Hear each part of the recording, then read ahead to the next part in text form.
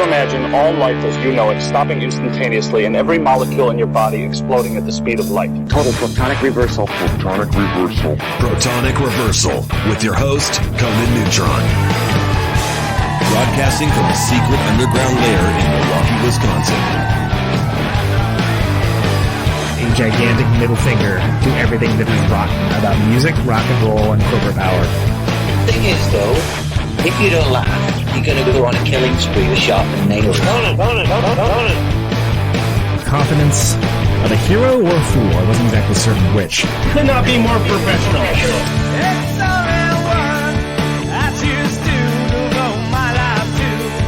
That's okay. It means something. It means something. And they got away. You know, that's my take on it. What's yours? Protonic Reversal.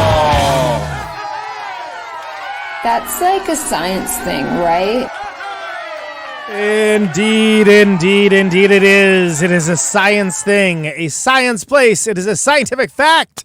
They were all up in your face. It is time once again for the one, the only Protonic Reversal. Welcome to it.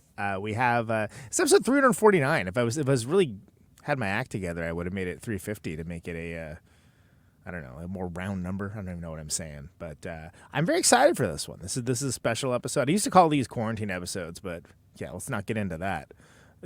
How did that work out, everybody? Yeah, it turns out not so great. One of my favorite bands of all time, Steel Pole Bathtub. In the as far as I'm aware, and I'll check in with them. We'll get our top fact checkers on this, but the only joint appearance, certainly in the last 20 years. We can at least say that much, and very, very excited I am to talk to Mike and Dale and Dorothy about the fact that there is Steel Pole Bathtub activity, and joining us will actually be Noah Landis as well from Neurosis and Cassette Prophet. Very excited to talk to all of them, but before we do any of that, got to eat your vegetables. Welcome to Conan Neutron's Protonic Reversal. I'm your host, Conan Neutron. I'm a rock and roll lifer that has been touring and recording for 23 years, most known for the band Conan Neutron The Secret Friends. Music is a huge part of my life, and I use the format of this very long-running podcast to talk about music with musicians whose work I enjoy and respect, but may or may not be household names.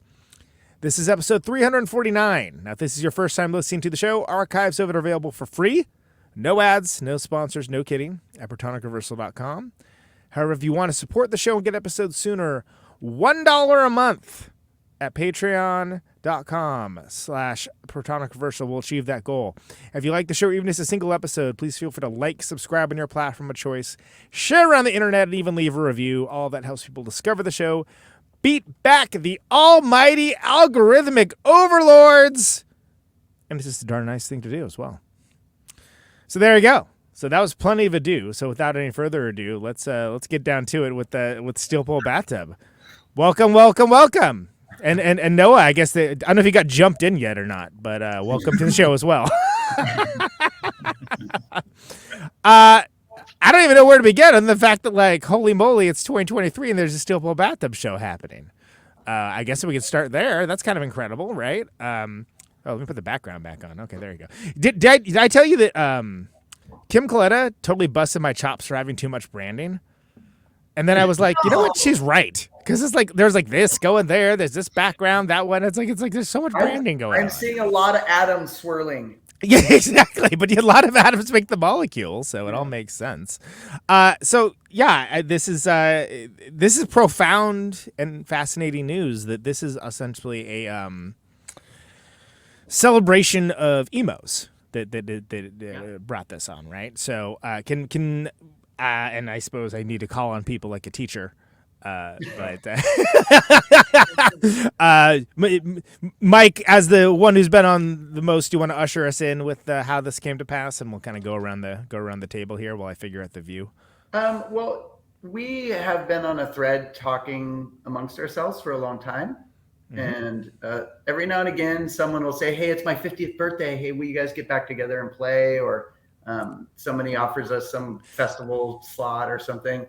And whenever it comes up, we talk about it. And most of the time it turned into, like nothing. Yeah. But also, like, oh, let's just make a record or whatever. And over, I'd say maybe the last 3 years, we've started actually kind of considering getting back together and playing and talking about what that would mean and what it would look like. And kind of right around the time we were getting more positive about it, Eric reached out, Eric Emo, and said, hey, I know you probably can't do this, but I'm doing a 30th, which is now 3 years late because of the pandemic. But sure, pandemic time, right? Party, and it just happened to kind of be the perfect thing, right? Like it did. It was a good push. Like it was like things were lined up, and we needed to be kind of knocked into the arena of like, oh, well, let's actually do this. Let's actually get on planes and figure out how to do it. It was the best motivator that we had. We all went like, oh, that is kind of like too special to pass up. So because there's a lot of history there. There's a lot of history with the band and with Emos. I mean, not just with y'all, but for a lot of bands. Right. In a way that I'm not even sure if there's a modern corollary anymore. Like it doesn't feel like those, like the Jabberjaws, the Emos. I don't feel like that they're. No, Jabberjaw is a good example. Yeah, but Emos was earlier, and this is a Houston Emos too. This isn't Boston. I mean, it's obviously they're all kind of the same thing in some regard, but Houston was like this magical spot and place and time that was early enough that tours were still kind of just hard. There wasn't. It was kind of post Black Flag-ish. It was still sort of very underground, and the path wasn't very well beaten, and you just didn't know where you're showing up day after day. And Houston was just always great. Like, they loved us, we loved them. Yeah, it's just really, really special. And the Houston Emos did not have all the ingredients of like what should have been a great place to play. Like it had, it was just it was in a strange building. It had a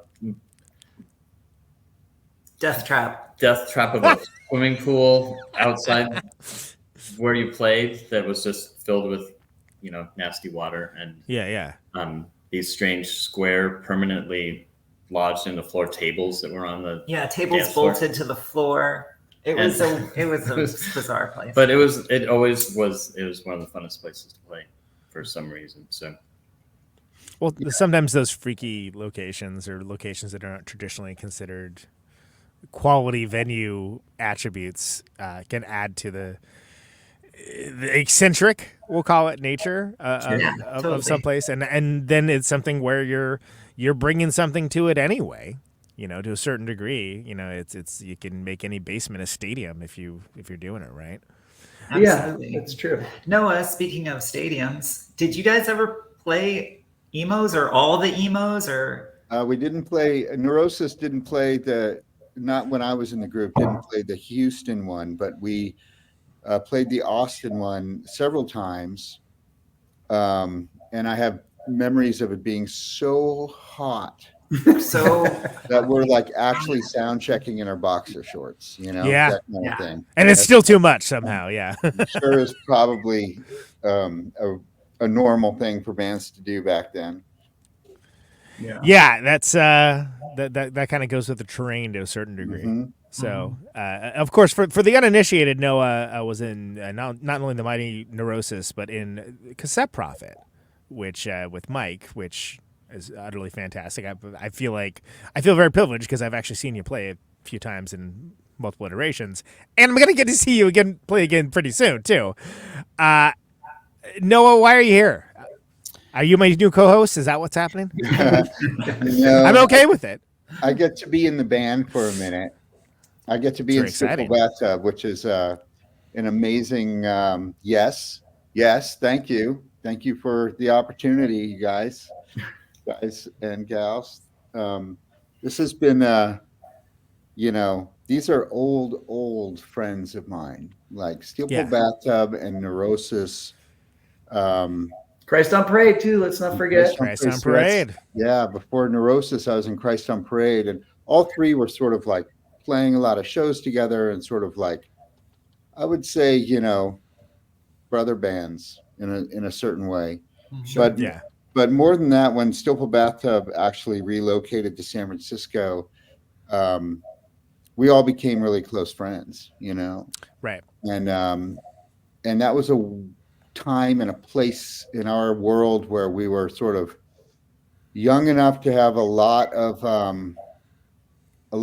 free time and little responsibility, and so we sort of like we would sort of get together, and I remember Mike's warehouse space on Napoleon Street, and we would just kind of like hang out and share thoughts and share music, and we just sort of really got to know each other really well when they first arrived, and that continued on. We did a lot of shows together.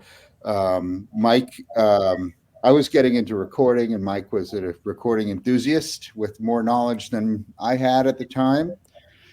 And when Stillpool Bathtub recorded the album Tulip, they had this idea to bring me in for a song, and I was playing a really skronky, distorted harmonica. Oh, sure. Yeah. Yeah, and so I'm actually listed on the back of Tulip as a band member. So that was a long time ago. No opinion. Really? Oh, okay, cool. Awesome. Is that that's the one? Wonders of Dust. Wonders of Dust. Yeah, Wonders of. Yeah, I was gonna say it's got Dust in the name. I just couldn't remember what it was. Yeah, that's a great tune, and also great in the sequencing. That like what comes after it is like nothing like it at all, but it's like the perfect lead in. It's a really cool record, actually. I mean, you know what we were just talking about in that Elvis movie '68 Comeback, where the Elvis's drummer plays a guitar case with brushes, and that's for the percussion. That's amazing. I love that. And I did that on Wonders of Dust. That's what that is, because it does sound kind of nuts. Like it doesn't sound. It sounded and like that was from that movie. I call it hobo drumming, but I was like, is this hobo drumming? I like that. It's hobo drumming. Yeah. I mean, Tom Waits uses it all the time, right? So there's a rich history of hobo drumming. It seemed to fit with hobo harp playing. There's probably a better term for that, but hobo drumming is what I'm going to call it. I'm sure it's not PC, whatever. I'm sure. Exactly. I wasn't gonna bring that up, but I'm. You know what? We're 349 episodes deep, friends. It's over. It's been over for me for a long time. Well, I also guarantee you, there's a bunch of hobos out there who I self-identify. Yeah. No. They're retaking the term. That's right. Anyway, so this opportunity came up, and I think the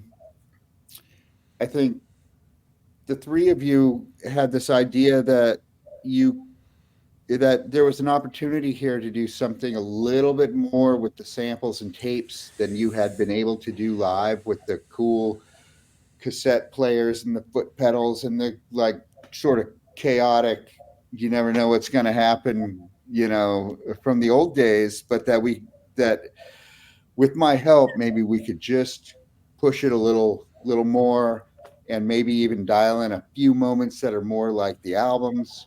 And not it pretty much is a full-time musical position too. Like there's a lot of that happening and all over the place.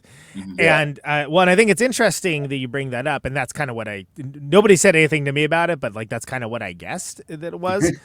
I can tell you right now that Dale, I pestered you for literal years about all that sample stuff, and basically you were very patient with me.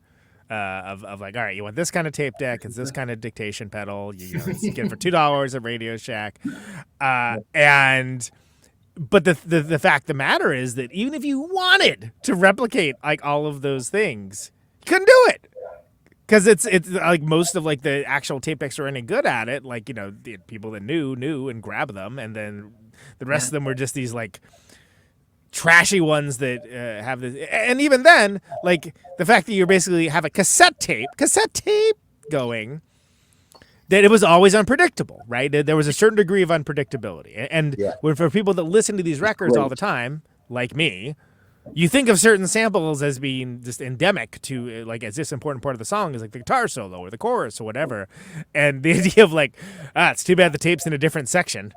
Sure, it's an entirely different song, you know. But, yeah.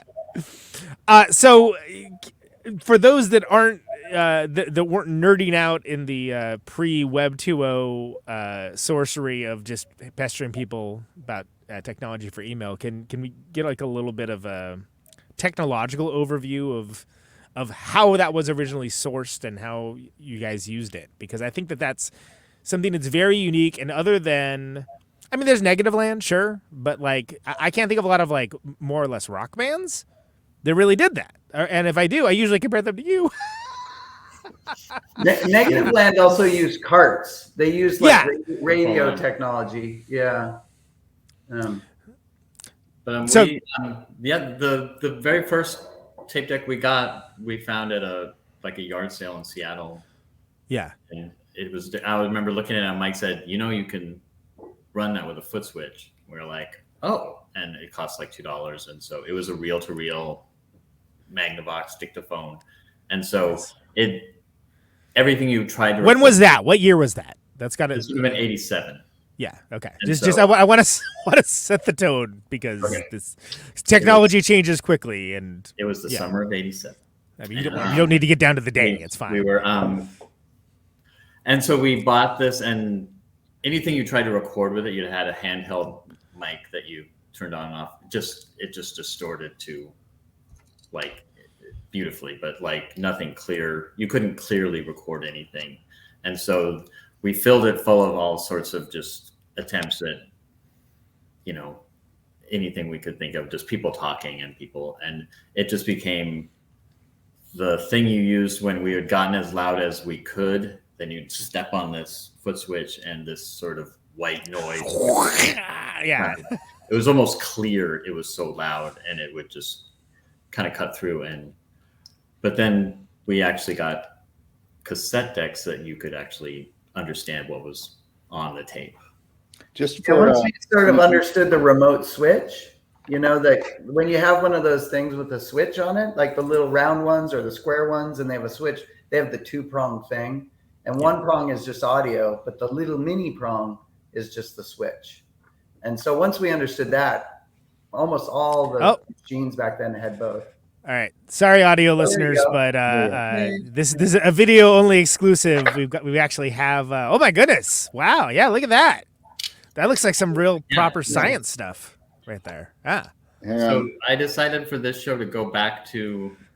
Oh, that's right. You're soldering it. That's go back to a reel-to-reel machine. Wow. So I got this, and no one's gonna fix it for me. So it's got the visual, I mean, geez. So there's the mini that's the one. one question. Yeah. The so big that's one and the mini one. It is kind of, and I have to say, like, the visual does help, because unless you've frequented a lot of thrift stores or hang around a lot, you're not gonna know what the hell I'm talking about. I know. So now that everyone's listening to us laugh at stuff that they can't see. Yeah. It's sort of like it's akin to like when there's like a live record and you hear people laugh at something that's happening on stage. Like, what are they laughing at? Right. Like, what's happening? I don't know what's happening. And the condenser, of course, has that sort of like kind of gnarly. No matter what you put into it, it's like you said, it's never going to be audio realistic necessarily. It's going to be transmogrified in some sort of way, which of course helps for the usage that y'all did for composition, because then it's sort of like you can't even if you knew where it was from, you can't really tell, like, this is out of context is everything. The frame of references change, but it also just sounds nuts. For lack of a better term. That's a scientific term, by the way. Nuts. It sounds nuts. It sounds crazy.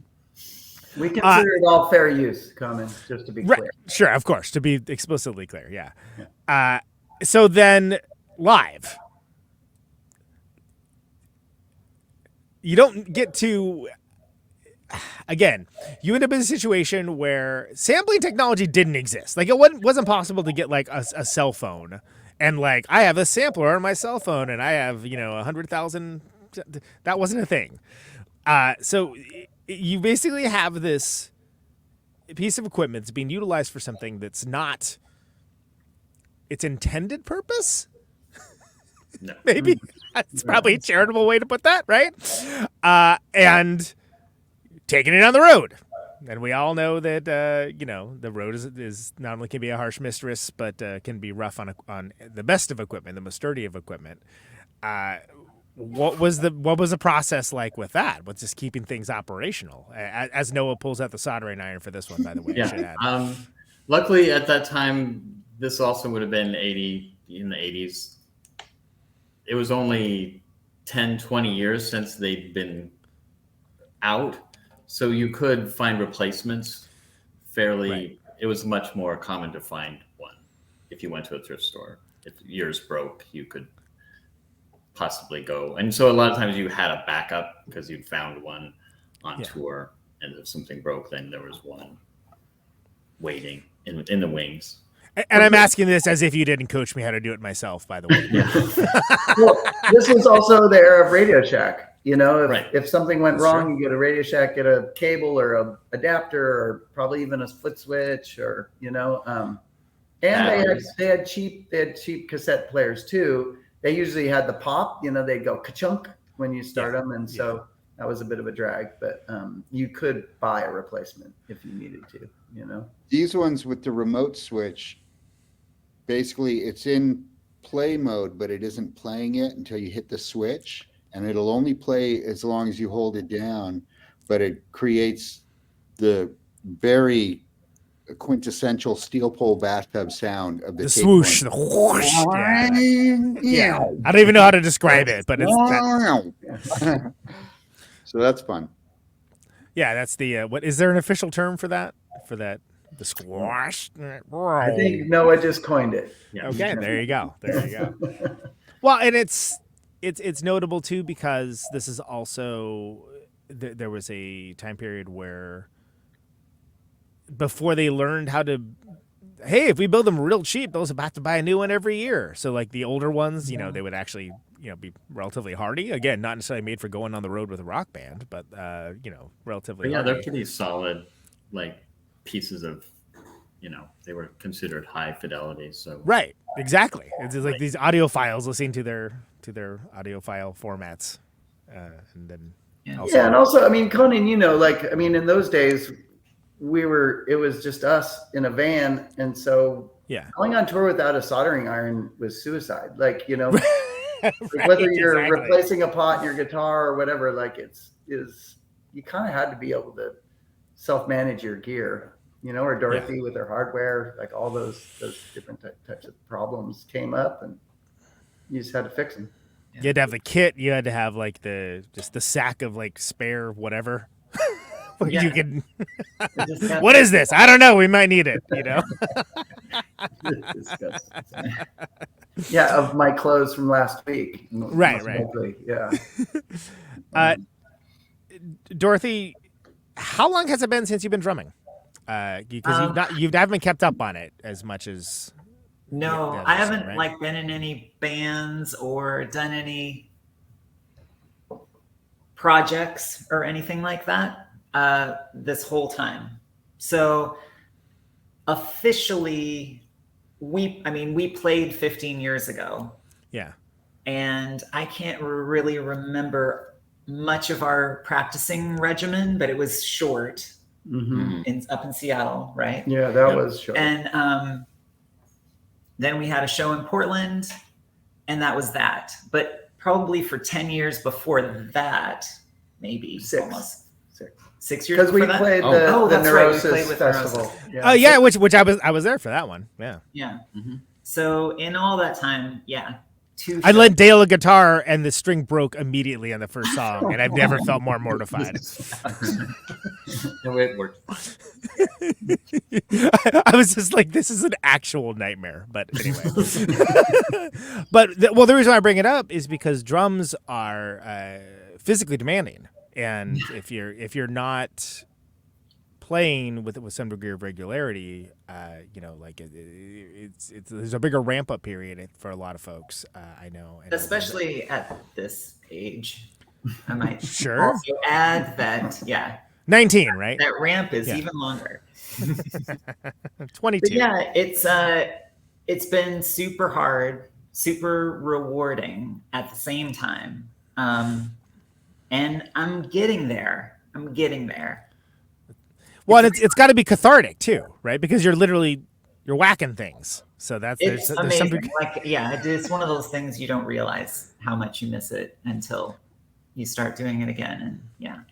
Well, I always felt you had a very distinctive drum style too, and that's something that not every band or drummer can say. And it was very. It's something that's tied intrinsically to the songs. Like it would be like, oh, yeah, I'm sure Keith Moon could play an AC/DC, but would anyone want to hear it? I don't know. I guess sure, maybe, but it would.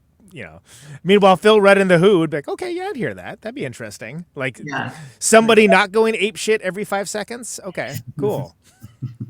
I feel like I'm going ape shit every 5 seconds.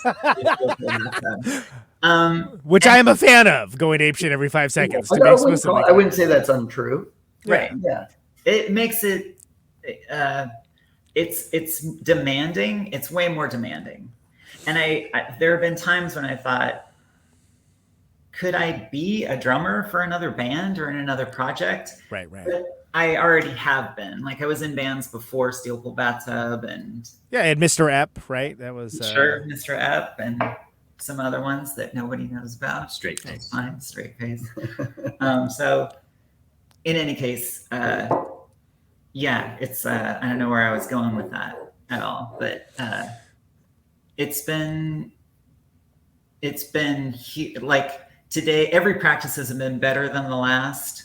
Right. I think we all feel like tired after playing and practicing.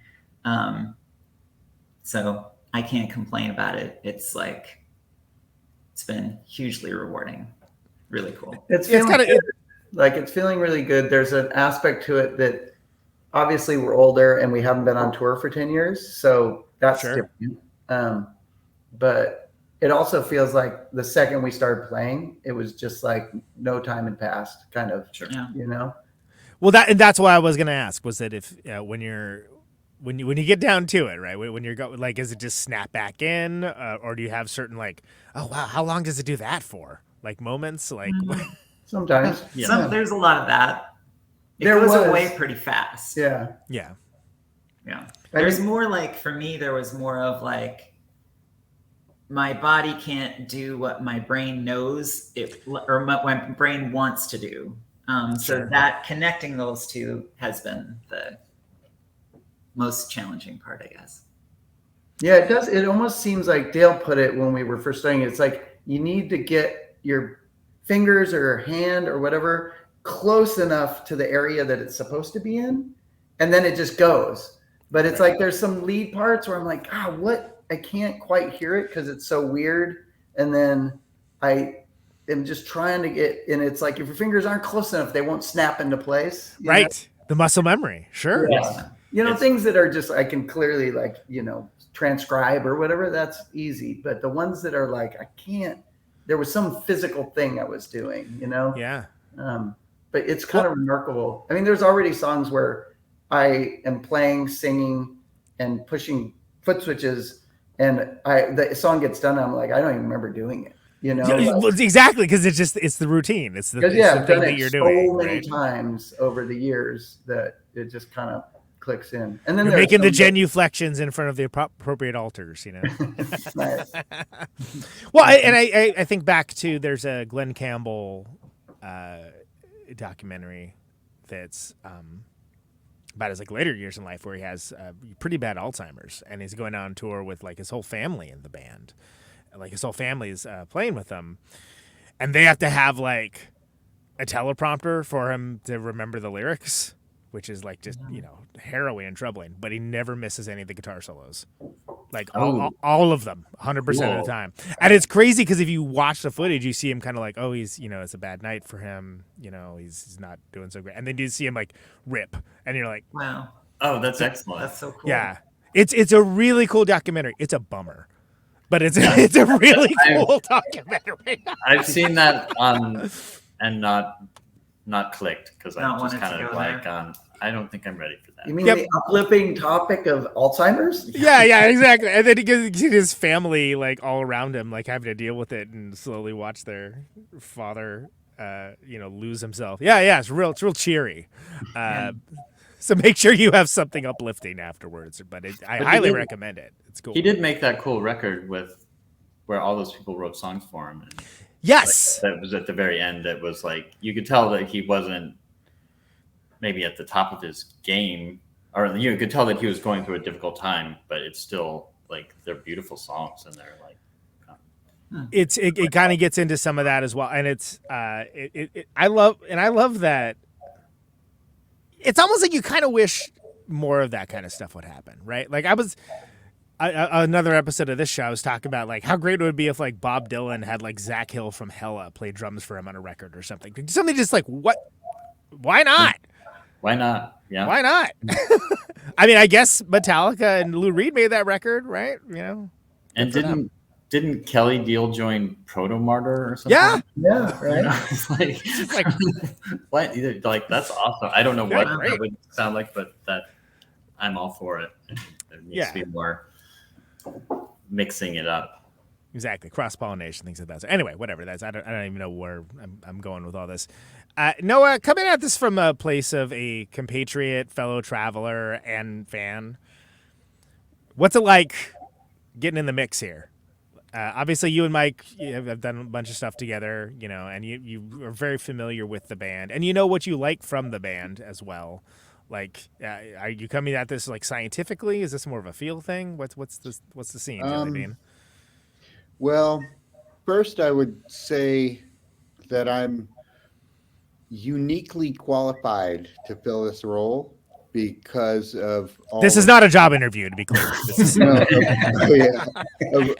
of all the it's a different palette of colors, but the tools that I'm using are the same tools that I use in Neurosis. Sure. Where I'm creating sounds and textures and rhythms and loops that go with the guitars and the melodies in kind of odd but beautiful or satisfying ways, Yeah.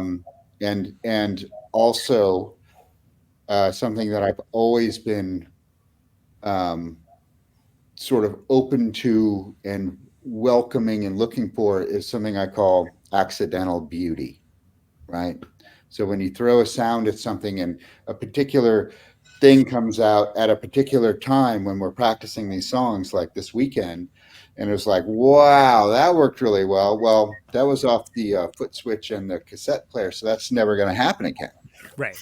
Exactly like it just did.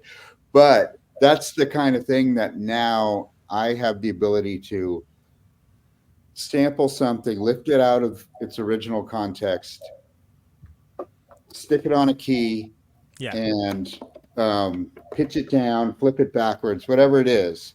And then that can actually be an instrument in the song that's actually played deliberately and repeatably, which is kind of like what we're going for here. This is, we're not trying to change anything. We're just trying to like add another element to push it further. All right. And so to me, it's like, I'm all about that. I've been doing this and thinking in these terms for 30 years, and we've all been friends for even longer, actually. When Mike brought up Christ on Parade, I mean, I remember those shows in the late 80s that band broke up in 1990, right? So the fact that we were all hanging out in the same punk houses, playing the same dive bars and living rooms and warehouse spaces, and that I don't know where I'm going with this, but it all feels familiar, comfortable, cool. Like this is kind of like I don't know, just sort of like a perfect sort of coming full circle for our. It seems like it just fits. Yeah. It's been very seamless, very, very seamless, and seems just very natural progression in a way. organic, any of those words. Mm-hmm. Well, I think about the space of the samples and everything, like Mission of Burma, like Martin Swope, and later Bob Weston during the reunion, where it's like, if you didn't have those there, it's like it wouldn't feel right. It would feel like a cover band or something. Like it wouldn't that extra added element of whether it be a chaos or accidental beauty, like it's like made those songs, and it made what they did very special and unique. And I'm glad I got to see him on the reunion, because I certainly wasn't, Me too. I mean, what a special band! What a creative, unique band. They're on the list of bands that I call singular bands. Yeah, right. There's nobody that ever sounds like them ever. And we can have a different conversation about that list, but it's actually a fairly short list when you think of all the bands that are out there. Right. There's not as many as you might think. And but Steel Pole Bathtub is on the list. I would agree. Aww. So there you go. So he's buttering up. He's definitely angling for the job too. Next thing he's going to say is his biggest weakness is he cares too much. Already got the job. Yeah. Now he's just getting the job of guru. Like right. I was going to say, Conan, like what it's like to get in a room in a practice space with someone. Yeah. Like you can't just go into that with anyone, No. And Noah came in the room and the room just gets better. Like it, like he's your Billy Preston. Yeah. Well, that is actually coincidentally kind of happening, but but also I kind of want to clarify. But I mean, like, what I mean in that context is if you watch the Beatles thing that came out, right? Yeah. Like, which was deeply entertaining, not the least of which is, they can have bicker and have meaningless fights like any other band, and then also just do like real funny goof around stuff that like nobody would ever think that be like, this is like literally every band. But like Billy Preston comes in, everyone's like, okay, yeah, exactly, we're doing this now, we are doing this, and this is what is happening. And not that I'm saying that y'all are like the late stage Beatles or anything along those lines. I'm just saying that like there's something about yeah, that's a nice shrug there. There's something about when you have an additional element to it, it makes you think about things differently, and maybe not take certain things for granted that you maybe wouldn't even think of articulating because there'd be no reason to articulate it. Anyway, whatever. I don't even know if it's like that. This is all like a bunch of hypotheses. Hyperbole. Go ahead, Mike. You were going to say something. Well, you keep talking about the kind of serendipity and the randomness, and Noah's like an addition. Like Dale and I still have our own foot switches and tapes, so that's all still like we're still like the core is still there. Yeah. But now we have this other person who can control things and also join in the like sort of interplay of improvisational sampling too. Like all three of us have cassette players that we don't know where they are, and it's kind of a really cool. I don't have a cassette player. Well, do you want one? I know a guy. I'm the guy. I have asked. Can FedEx what to you? Yeah. I know we could. But you could put it next to one of your crazy pedals. Yeah, right next to the Iron Cobra. Yeah. Can have even more stuff to keep track of. Great. There was a moment, longer than a moment, where I had like a guitar and an amp behind my drum set. That was so fun. That I just trashed.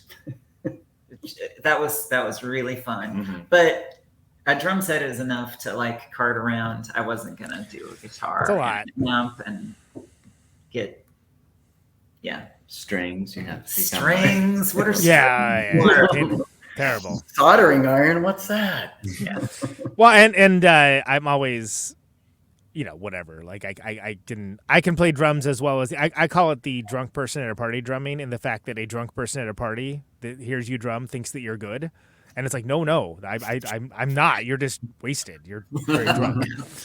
That's like the level of drumming that I can do. But the thing that makes me most paranoid is that, like, with all the hardware and everything, I think I'm gonna forget something. I'm gonna forget like a hi-hat clutch, or forget like the whirly gig that goes on top of the cymbal thinger. You know, like you got all those terms right. Yeah. You're doing it right. Whirly gig and cymbal thinger. I'm just absolutely paranoid. Like when left to my own devices for packing the vans, like something's gonna get forgotten. It's gonna be my fault. But it's. I guess what it comes down to, though, is that, I mean, it's a full sound with Steel Pole Bathtub. Like, it always has been. And it's interesting for me, with as wide and deep of a catalog as you have. And again, I know no spoilers. We want people to show up to the show. How do you pick what's going to be played? It's a good question. We made a giant list. It was a long process. Yeah, Google Sheets. Color coded. Yeah. There was and a voting attachment to it as well. It's a ranked choice voting? That'd be good. Yeah. Yes. It took a while. I mean, but it's long. It's a long list. That was another thing. Yeah. Probably twice as long as we used to do. Were there any songs that were just like, oh, no brainer, that's going in for sure? Everyone loves that one. That's great. Or was somebody like a handful? We each had a few that I think we're immediately drawn to. And then we each had some that were like... That's the funnier story. Yeah, is anybody putting a Larry David on any of that? Nah. Oh, yeah. Everyone got veto rights of like just where no questions asked, of just sort of like... Right. If it hasn't aged well for you, or... You don't want it. It doesn't what spark joy? Is that the thing that the... Yeah. Oh, yeah. Some of these... Woman says, yeah. And they didn't all match up, which is fine too. We still ended up with, a solid. It's a lot of songs. I mean, material. Yeah. It's probably going to be okay, I would imagine. And it's genre. No, wait, no. Career spanning. Yeah. Nice. You could say. Yeah, almost every record, really. Maybe not some of the singles, but some of them for sure. Yeah. Yeah. Are there any songs that were challenging in a way that was like, maybe not that one? That's going to be a lot of work. Yes. Oh, yeah. But they turned out to be some of the better ones. Like they were the ones where it became, here's where Noah could step in and make it possible for us to play this song. Like there's certain songs that are like unlistenable that were never really played after they were recorded. And a lot of times they were recorded or they were written the day before or something. And so they were never played in practice or anything. They were kind of just made up on the spot. So then we have to kind of go back and go, oh, how do you do this? And then Noah gets to play the water bottle and gets to fantastic things like that. So, yeah. Yeah, your credits are gonna look like you're in Tom Waits' band, Noah. Well, it's gonna have like all these like esoteric hobo instruments. Yeah. Ironically, we're not playing Wonders of Dust, which it did occur to me, but I forgot to bring up. It seems like that is kind of a cool idea. I know. I just forgot. So long someone's got a guitar case, you're good, right? We got a lot of guitar cases. Yeah. Just whap the hobo drum, and away you go. There were a couple of songs that we originally put in the final set list that have come off of it because it was too hard for me to play the drums on.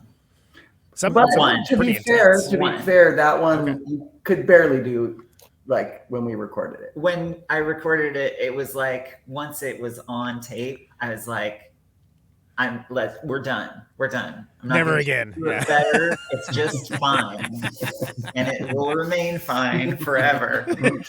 It was just like, listening back, I was amazed that I even got one good take of it. Well, it's funny too because that song is Pause. I don't know if you know that one, but of course, I always wondered why we didn't play it because I love the drumming on it so much. Yeah. No, that's great. Now I know it was just too hard for some people. Yeah. I mean, and also you got a lot of songs to pick from, right? And if you're not doing the a 3-hour set or something, it's probably going to be just fine. Like that, you don't have to play every song. You can't pet every cat. You can't play every song. There you go. Can't pet every cat. I like that.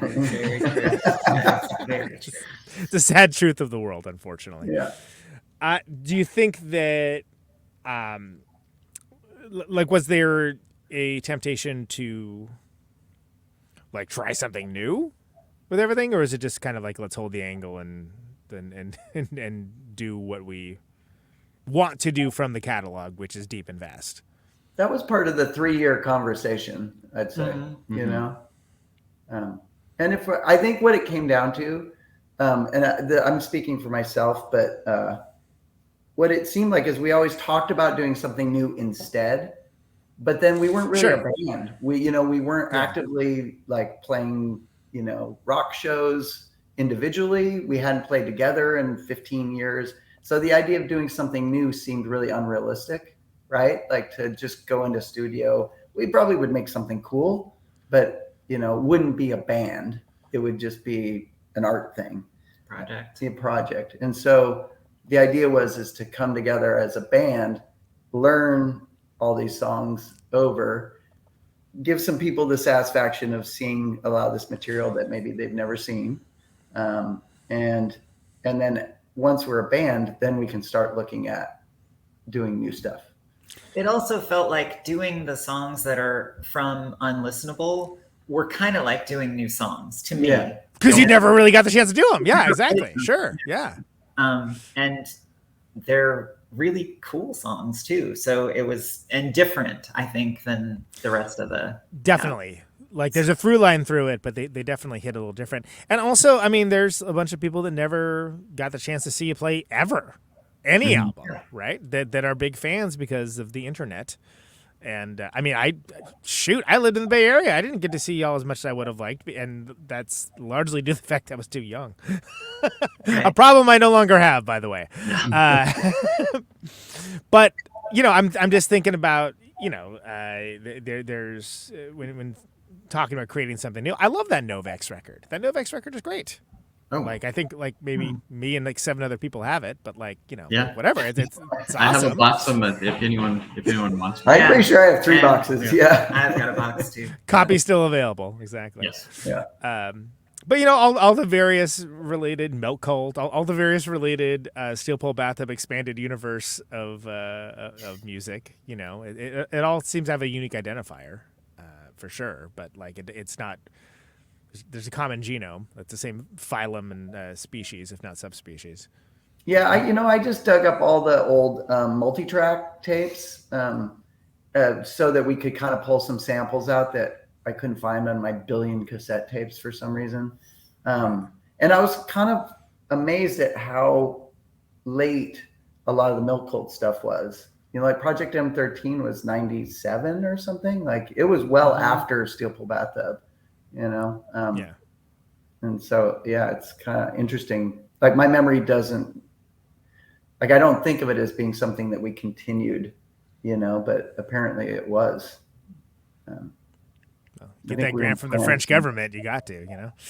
Hey, when they call, you come. Exactly. Oh, they got money? Oh. As Cyndi Lauper says, money changes everything. Dorothy, how do you feel about Dale as a bassist? It's okay. Dale, close your ears, would you? Whoa. No, because he's a pretty fantastic bass player. There's a lot of fluidity to the tone. There's a lot of presence. It kind of allows you a lot of. I think anything with toms is like considered tribal drumming somehow now. I don't understand that at all. But I've always felt you had a very musical style with drumming. And is it something that you think about at all? Is it just like, do you just lock in with it? Is it something where you have to retrain the muscles, so to speak? No. So I feel like I've been thinking about this weekend. We have a couple of weekends where we're playing 3 days in a row, so we have more time to kind of get into it. But I've been thinking about the the sound in the practice room, what I'm like, who I'm playing with, if there's advantages to Mike or to Dale or to the vocals, whoever's doing the vocal. Sure. Which vocal cues are very great until you can't hear them. Right. We eventually have a PA. Which probably isn't going to be a problem for this show, I'm sure. But yeah. No. But because there is so I hear swirling chaos just in general, you kind of have to pick with each song, like how you're going to get your cues. And I have been thinking about the fact that I kind of rely on Dale. Like it's less of like we lock in and groove. It's more like I look to Dale for stability. Exactly. Yeah. The North Star. Sometimes I feel like I play along with Mike more.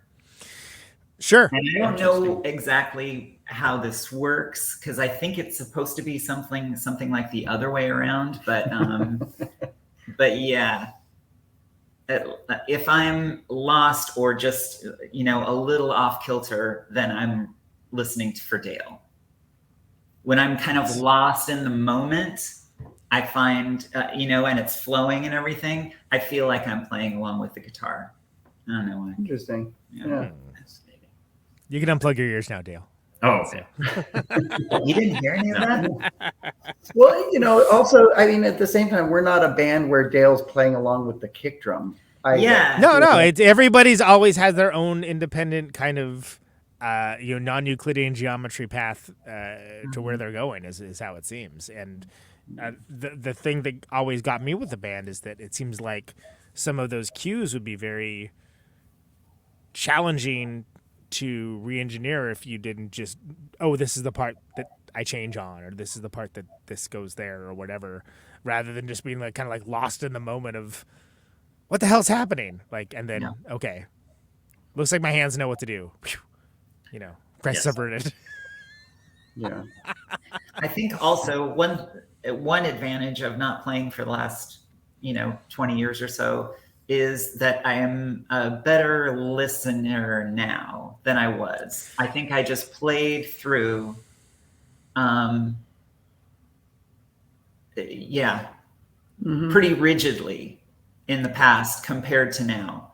Now I listen a lot more. I'm not exactly sure why that is, but because you hear a lot of musicians say that that's important for music making.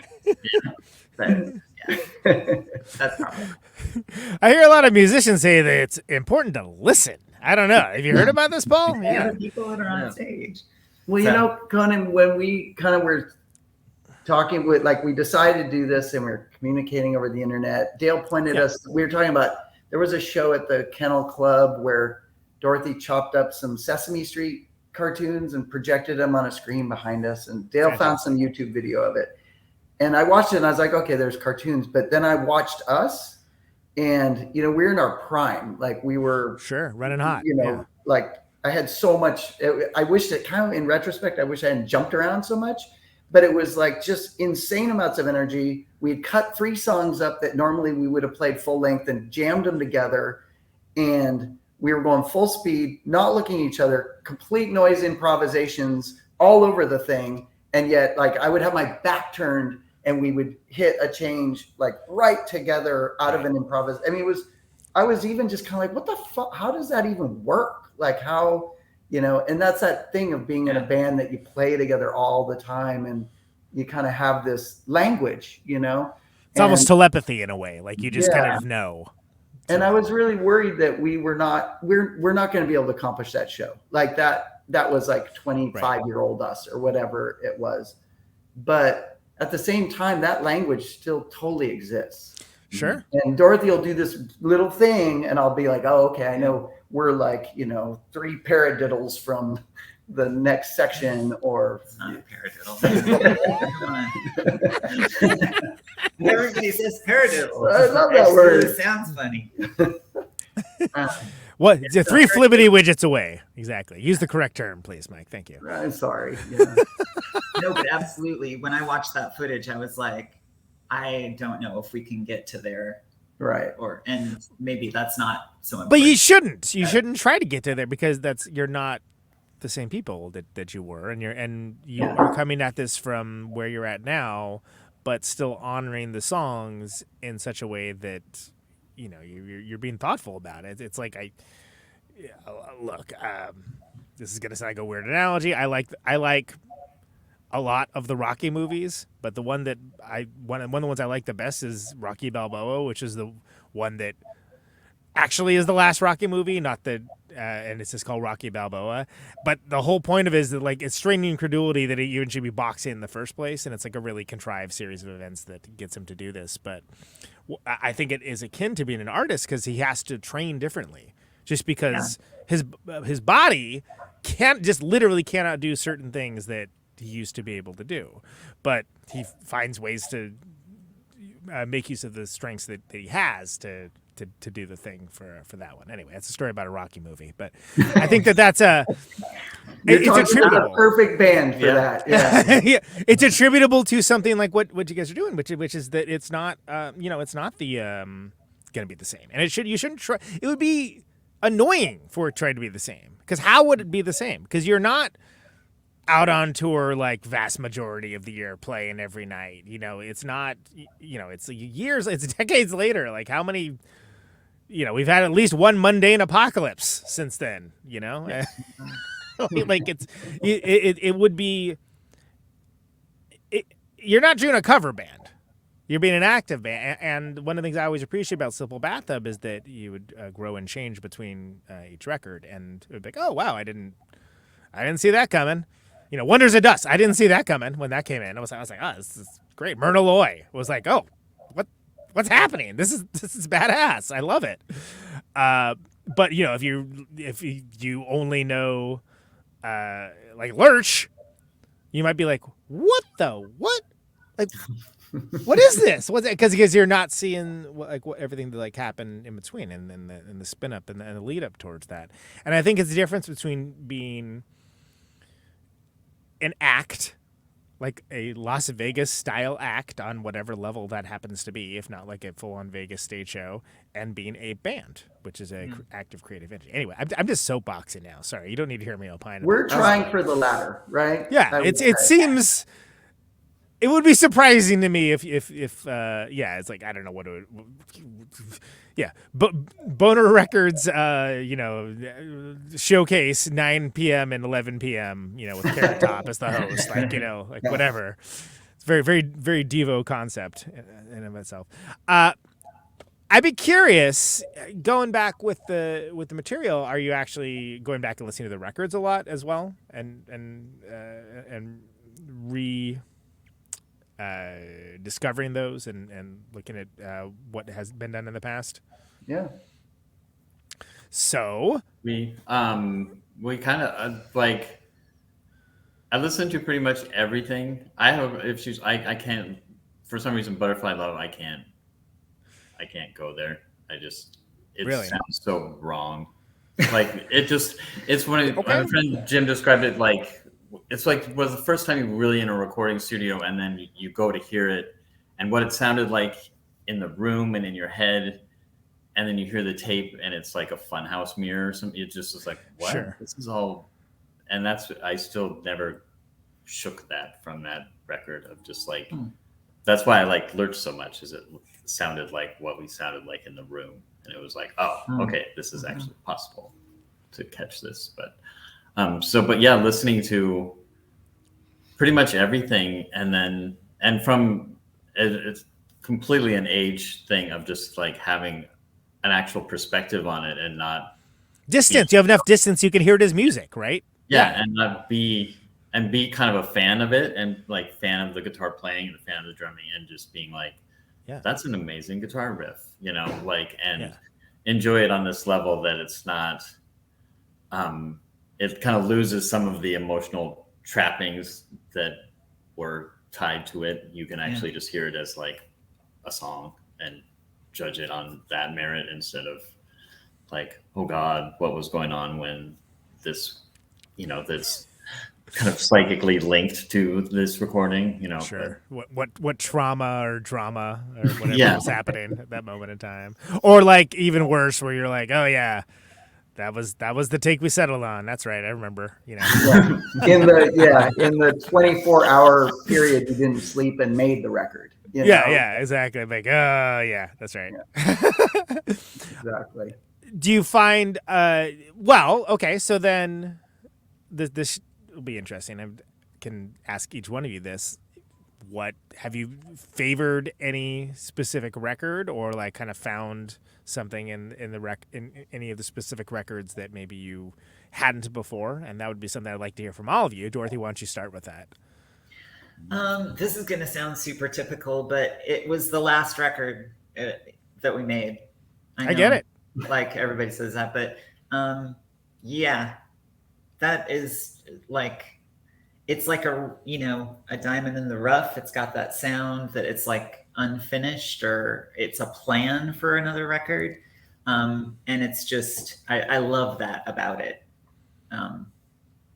And then, yeah, all those songs are new. We never got to play them or tour them or anything. And so my experience of them is completely different than all the other records that we made where we played the songs a billion times. It's much easier for me to look at that or listen to that and hear it with distance, because it's not associated with a bunch of tours and a bunch of set lists and all that kind of stuff.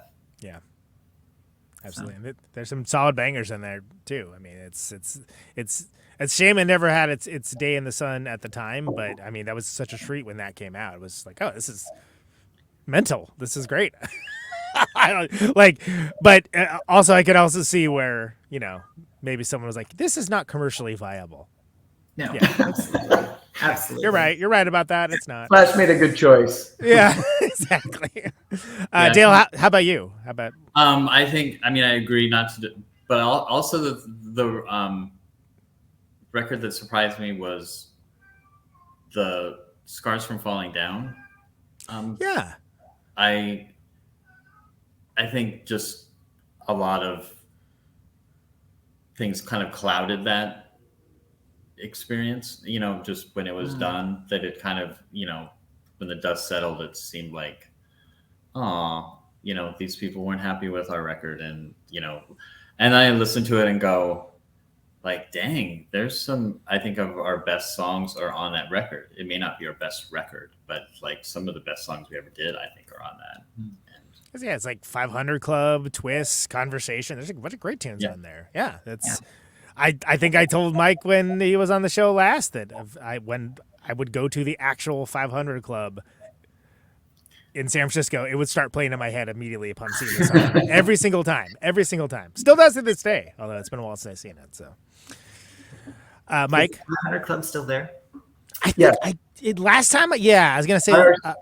Brian Seaver confirmed it while I was doing the interview last time. Oh, really? He was like, I just drank there the other night or something. So. He was just in town with our Great Noise Quintet for some reason. Yeah, he was at our show last night. Very cool. The Cassette Prophet show. Nice. Yeah.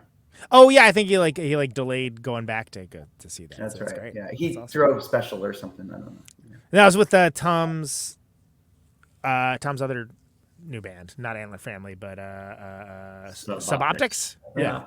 They were great. It was great to see Tom too. He brought us the Butterfly Love multi-track master at the Stork Club. Wow. Yeah. Wow. So is that just like, here, I don't want to store this in my garage anymore, or like, are you going to do something? No, here, let's see. Can you see? Let's see. You see the big pile of boxes there? Yeah. Yeah, that's all of our masters. We're trying to put together, like I said, we're trying to pull samples for Noah. Oh, of course. Oh, yeah. Boy, yeah, resourcing that stuff. Yeah, it's going to be some of them probably easier than others, I'd imagine. But there are variety. Shoe boxes full of cassette tapes. Hey, Noah, what's up? How you doing, man? How you been? I think he was doing his taxes there for a while. I'm not entirely sure, but yeah. No, I'm working on this foot switch for the reel-to-reel. That's right. Important work. What was that, Noah? To work yet. Anyway, I was. I forget what I was going to say. Sorry. I was running. I think that what I was going to say is that as much as we would like to crack open the multi-tracks and quickly analyze what was put down sample-wise, we weren't sure what was playable and how to find a player to play some of these formats. Oh, wow. I didn't even think about that. Sure. Yeah. But the three of them have shoeboxes full of cassette tapes from the original sources where they're ripping it off of whatever, source that it came from. And now they have to go through them all and listen to them all. And you're like, oh, there's that train sound, or there's that, Godzilla sound effect, or whatever it is. And they're so intimately familiar with it because it's their art. They created it. Sure. But it's a process, Yeah, it's not gonna be super quick necessarily. So luckily you're putting in the work and taking the time for it. It's kind of like an archaeological. It is. It's like sonic archaeology. Sonic archaeology. Sure. Yeah. There you go. Yeah. There's the box set name. Amazing to listen to those tapes too. Like I just listened to all of Reservoir Dogs because I put it on and I was just like, oh, I love this movie. And somehow on the cassette, that version just took me back to, being on Venice Street or whatever, South Venice, whenever that time was. And it's time travel. Cassettes do that, Time travel. Yeah. Oh, there we go. Made it work. Live test. All right. Oh my God. That's a Protonic Reversal first. Or tape player. So Mike, just throw it to you for any album. Stick out to you. It's funny. Tulip's always been one of my favorites. Just because it's like our White Album or something. It kind of is just such a quirky ass weird thing, and I really enjoyed making it. But the record that struck me listening, because I've been listening to them all a bunch just to kind of get ready for this thing, was Lurch. Because I listened on the headphones one night, and I remember, as far as I recall, we just got in the room and played it, right? And it seemed very, very quick. Like no overdubs or anything. Maybe we overdubbed vocals, maybe tapes, but the playing, and I was listening to it, and there's this crazy processing. Like the guitars sound like two guitars, but it's one guitar with like a slight delay thrown to the other side, or maybe that's two mics that are, slightly delayed naturally through the space. And the production's just fucking bonkers. And I'd never noticed that before for whatever reason. And I think it was Billy Anderson that did it. Jonathan probably would have taken credit because it was his studio, or maybe he did it. I can't remember. But it really struck me. That record kind of scares me a little bit too. Like, it's it's a pretty heavy record. Like there's like heavy emotionally, not just like music wise. Yeah, like right. It's fraught. Yes, and we talked about that when I did the interview before. I'm able to see it kind of more, I think, as it was intended as art, but there's also kind of, I don't know, there's, again, that weird emotional context that's hard to quite wrap your head around sometimes. But I was listening to it purely as a piece of audio art. And it really, I was just like, wow, this is kind of fucking amazing. And I don't even mean our playing. I mean, just how it sounds in headphones is really, I'd never noticed it before after, all those years. So it doesn't mean it's my favorite record, but it definitely. No, but it's all about what you're like discovering in this sonic archaeology, right? So that's the point. I believe I can't really mention this on air before or not, but I used to, Vern used to play Christina over and over and over again, like a lot. Just because he was so, and he liked the rest of the record too. But he's like, yeah, but I just always want to hear it over again every time I hear Christina. I'm like, okay, that's fine. So many times hanging out with Vern, Lurch, but only Christina. Awesome. And then eventually he would let the rest of the record play out, but we would get like a solid like 6 or 7 times before we would let it happen. But well, and I think it's funny too, because the reason I like Tulip is because it's so varied. Whereas Lurch is, it's kind of one of our few, like, it's a aesthetic state. The whole thing is a thing, you know. The album itself is an aesthetic. It's of a piece. Yeah, like the cover looks like it sounds. Like the whole thing is very, you know, unified in a way, I guess. Yeah. You know. It also has the comic book. All right. Yeah, that's true. Which blew my mind. It's also very heavy. No, yes, it absolutely is. Not a lot of laughs. No, exactly. The comic part of the comic book is maybe overstated a little bit, but no, I can't. I think I picked up a copy at Amoeba, and I didn't know because I was like, oh, hey, there's a Steelbook Bathroom record I don't have. Cool, I'll pick it up. And then I was like, holy crap, there's a comic book in this. That's amazing. And back in the days that you could still be surprised at such things, you know what I mean? Like now it'd be like, oh, everybody knows that. Okay, well, I didn't know that. I just had like some dumb dubbed cassette that had like Butterfly Love on one side and Tulip on the other, and I didn't even know which side was which. Thank Marketing, you. Anyway. baby. Like you got to buy the record, you got to pay full price. Exactly. I eventually did. So, you know, we've got a home taping is Killing Music, right? I think that there is, speaking of the Tulip, the reissue, that's fantastic. Like it's really comprehensive. I love the sort of reimagined artwork as well. I think that's cool as hell, and in the spirit of the band to do it that way. How did all that come to pass exactly? And I think we might have talked about this, Mike, but I actually don't remember. It was the guys at Sinister Torch reached out. It was one of those kind of simple things of somebody saying, hey, if you want to remaster this, we always thought it probably could have sounded better. And we were like, yes, we agree. I wish I now have the multi-track masters here, and I wish I had found those when we did that remastering. We probably would have remixed it. But yeah, then so we were like, yes. And somehow, you know, it all worked out easily. And Noah took a first pass at it. Did like kind of the digital, like kind of architecting of making it sound better. And then we gave it to Bob Weston, who did the magic, you know.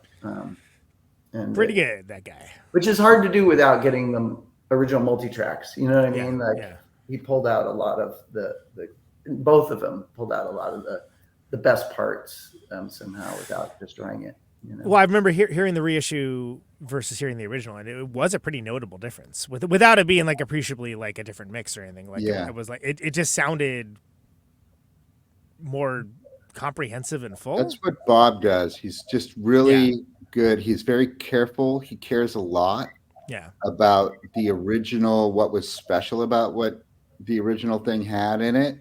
He doesn't want to stomp on it. He just sort of wants to like give it some shine and, you know, maybe a little more volume. It's to sort of keep up with, you know, more contemporary recordings and stuff. But I've done a number of these sonic archaeology projects with Bob, including a Christ on Parade reissue.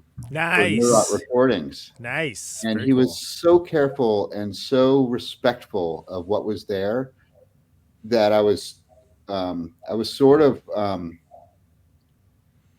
grateful that like he was more careful than I was. I was like, okay, well, let's turn it up and make it loud for the kids. And he was like, I'm just gonna like do my thing, but it really sounds authentic like it did in 1986. You know, it was awesome. Bob's great for that.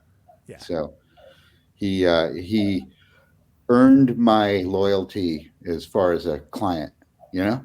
Yeah, absolutely. He's my guy I go to. For sure. Yeah, likewise, same here.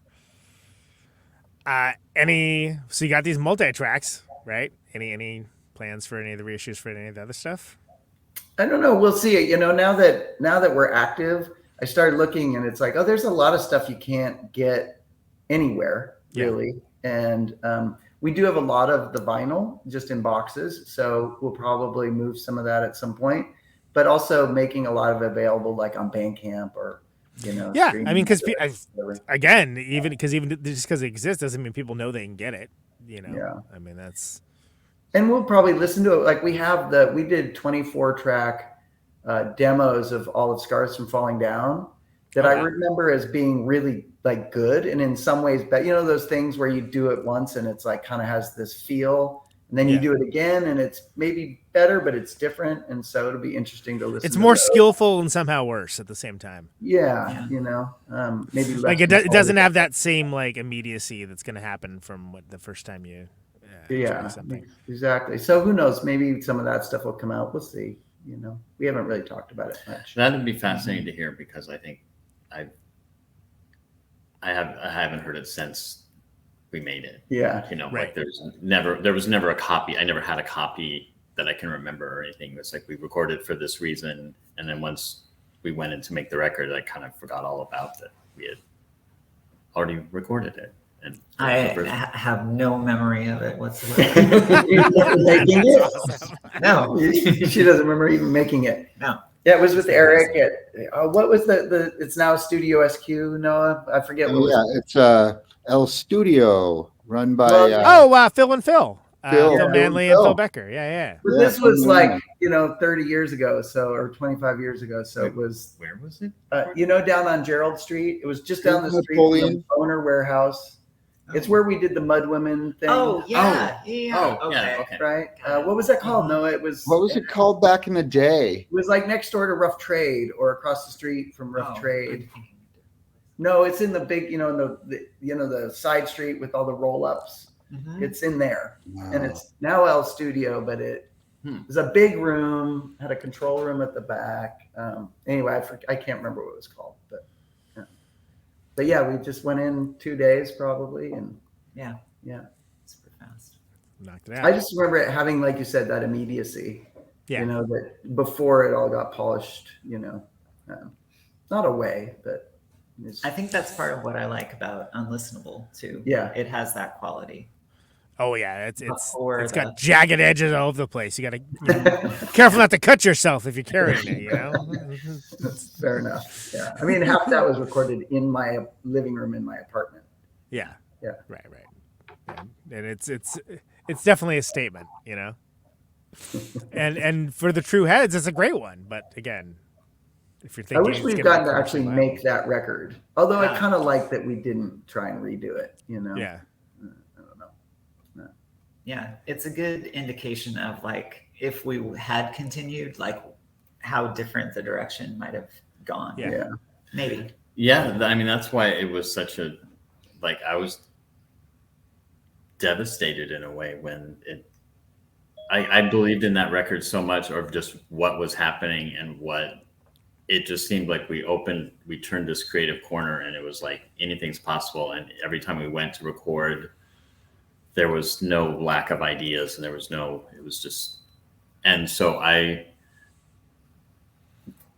believe that of course they're going to see, they're going to recognize that. The genius. They're going to they're a major label. They know this. Rainbows across the sky. How could they not know that? And so when we dealt with all that, just of people just not liking it and not wanting to, not on board, it was that was hard, because it was just like, wait, this is like the best, this is going to be, and they just didn't have faith, and they didn't see the end, or something, but, and for whatever reasons, but I've said it before, 2 records and we would have had a hit. Like our Accessible Heart was coming out full force. You couldn't see it. There's like 3 Cars songs reimagined on there. Is there any they wasn't like the big joke with the Cars that they wanted to call joke was they want to call their first record the greatest hits, and it pretty much is. That's a good one. Yeah, and it is. Yeah. There's no song that's not a hit. Yeah, I mean it's. Look, they should have done it. They chickened out at the last second, but I mean, it felt like that was like a direction. Not that you were gonna sound exactly like the Cars, but you were doing gonna do your version of that. And yeah, just coming out from the weirdest place possible. I would say the weirdest place possible, but also let's examine the Flaming Lips for a hot minute. Yeah. Did not see that coming. No. We talked about this earlier, about the era of when they were scary, when it was frightening. Yeah, like kind of terrifying in a way. You're just sort of like, you didn't, they were just a wall of fog, and you'd see these silhouettes, and it was the volume was like 110 decibels. Yeah, and and now to be like just saw them, and it's all giant robots in pink. Yeah. Talk about your Vegas stage shows, right? I mean, Jesus. Yeah. The production value alone. They have like a balloon handler, I would imagine. I don't know. Oh, yeah, right. At the same time, which sounds like an okay job. I can pick up some. Yeah. But I talked to Wayne back in the day. I remember going like, Warner Brothers, and he's like, I know, I don't.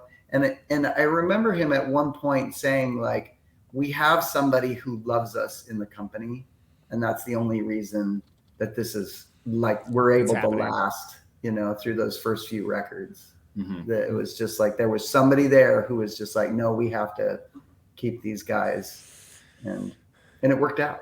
And that's the that first one on the major label was Hit the Death in the Future Head, right? That's the one that. I love that record. Yeah, which is great. It's got that great like that super detuned like hook on the one song. It's like wow, yeah, this must have Jelly, whatever that one is. Yeah. No, that's the one after that. This is what's it? This has like Take Me to Mars. And, right. It's the one that has the really long title, but it's Everyone Wants to Live Forever. Everyone wants to live forever. Right. Yeah. It's got a super long pretentious title. I can't remember what it is, but anyway, that is a really weird record. In Neurosis, our sound man David Clark would tune the PA to that song every night. It makes sense because there's such wild low end on some of it. You get the whole. He'd go up to the subs with the lighter, and right at the right moment, it goes boom, and it blow the flame out. Make sure he's got power going on. That's awesome. That was a reference point for us. That's awesome. Cool. That's a way better one than I know a bunch of sound people use that Steely Dan song for testing. Which okay, fine, whatever. But that's a way better reference. I love that. Well, especially like when there's all those frequency ranges that it's important to it isn't just like oh yeah put on the factory settings. That's good. It actually needs to be, for the art to be presented, you need to hear every aspect of it. Sure, you want to test it, and you got to test it with something kind of extreme. But yeah, the one after that is Transmissions from the Satellite Heart, which is the one that had the Beavis and Butthead song. And also has the one that just the most John Bonham that Stephen Droz has ever sounded, which is that one at the end, which I love. That's actually my favorite song on that record. But didn't have that on my bingo card of like, wow, okay. Butthole Surfers, right? It's like, wow, the Butthole Surfers have a radio hit? On what galaxy? Yeah. This one? Oh, wow, crazy. Okay. Anyway. Yeah. That would just be BSing my record. Sorry. But anyway, that's what this show is. I think that there's going to be a lot of people that are very curious about future of the band. Is this going to be like a one and done thing? Is it going to be like a wait and see how it goes? Like how are you feeling? What's the temperature on Steel Pole Bathtub HQ? We've all been it's all been amazingly fun. Like the whole experience of just practicing and just getting together and being in a room, and it was just like it's been nothing but pure joy, really. Like there's not like any tensions, or it's just been that's awesome. Yeah, it's just and it's just one of those things where you go like, oh, here are people that I've known the longest in my life and we get to play music in a room. It's like I didn't think that it was going to happen again, so it's happening and then it's on this level where it's like, I think it sounds I think it sounds amazing. Like there's some times where I feel like, oh, I can actually play the song better than I did because I'm actually listening closer to like what is actually going on instead of head down, like, you know. Yeah.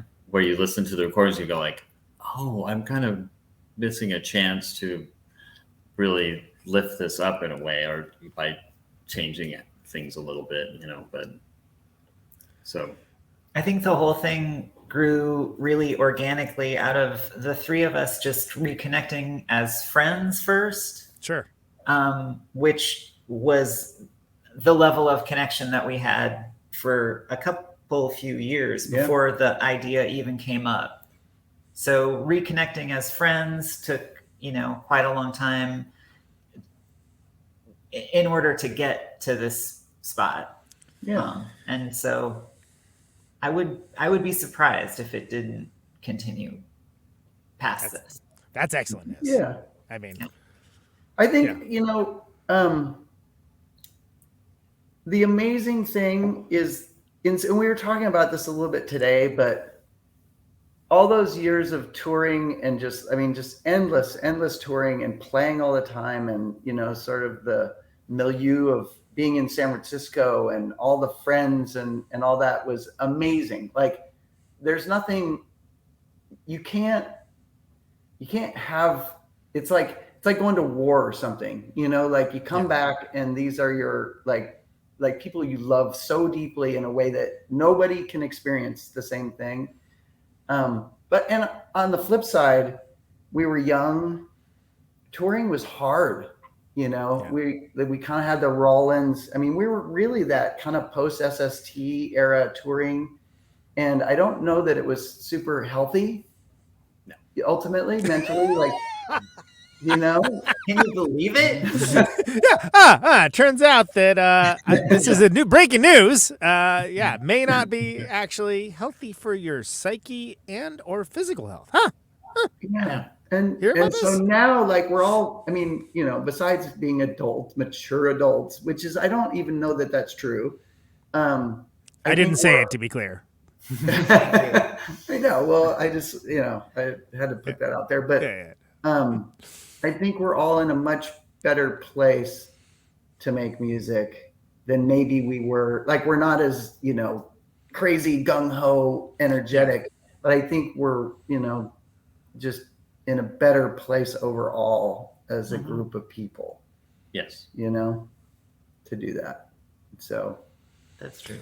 Well, that's exciting too, especially with, you know, as time goes on, you know, we lose people, you know, people pass, and that's the way it is. That is, but it's still, you know, it hurts when they leave. So when something that is an expression of love and art can be out in the world, do it. I mean, not to put it more bluntly, you know, like, do it. It's a rough world. I don't know if you looked outside recently, but it's tough out there.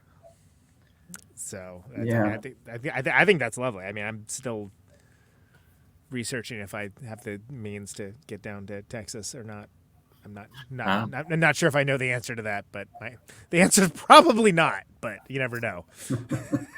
We'd love to have you, Conan. I was gonna say if I can make it happen, I will. Let's put it that way.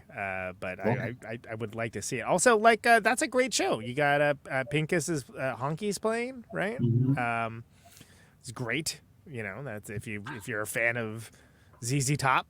They do like a similar-ish thing that is very good. It's a pretty stacked lineup. You have the Beatnigs.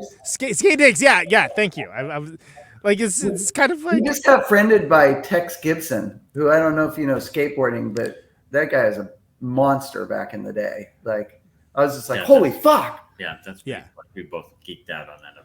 That's awesome. Wow. It's a really cool lineup, and it isn't just, and it to me, it doesn't just seem like Civil War reenactment. You know what I mean? Like, which I mean, peace and love. I think some reunions you could definitely make. All right, I get it. I see what you're doing here. Sorry, I'm a straight shooter. I call him like I see him. Noah's our hired young gun. Yeah, exactly. Yeah.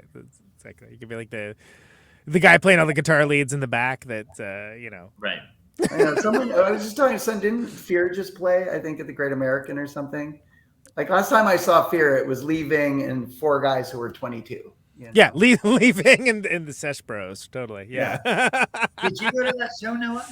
I was going to go. I ended up going to see Pee Wee Herman's Big Adventure at the Roxy Theater, and we were going to Nice to me. We were going to go out of there and then go check out the Fear show, and I was just, I don't know. I was in Pee Wee bliss, and I was, I'm an old timer, so the night was already long.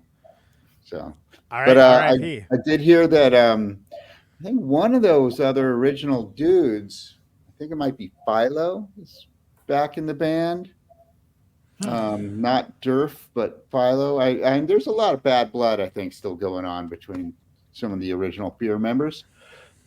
And because they're doing a tour now, everybody's sort of telling their side of the story. So right. What was that? What was the Free Kitten EP? Punk Suing Punks. Was that right? I think Spit Sticks is playing drums with them, though, if I remember right. Who's been the great Nasal Rod for years. But I think I might actually see them. We're playing a thing. My band's playing a thing in Louisville, and it's like a door thing. Like the bands are playing outside and whatever. And Fear are playing that night with some friends of ours. So I might go see Fear in 2023. I'll report it back. To be clear, when I saw Leaving with these 4 young guys, it was fucking amazing. It was still there's so many of us, there's so many, it was. Yeah. Well, it's still going to be. I saw them with the Breeders, actually. And it was definitely Leaving and a bunch of fellows that were much younger than Leaving. I saw them opening for the Pixies. Nice. Yeah, I mean, yeah, you wouldn't think those 10 years ago or something. Yeah, this is a while ago, but that's. I'll give you the full Fear report if I end up doing that. Cool. But I think that there's a lot of folks that are going to appreciate hearing from all y'all because it's Steel Bathtub, very mysterious band, at least for a presentation, and that was at the time when that was a lot easier to do. I think nowadays there's an expectation of the art and the artist kind of being inexorably intertwined, and here I'm doing my laundry now. Okay, great. That level of just mundane detail. Whereas it wasn't just that wasn't a thing during your initial run. It's just the idea of that was almost a foreign concept. Really, it was not something where not every band is the Monkees.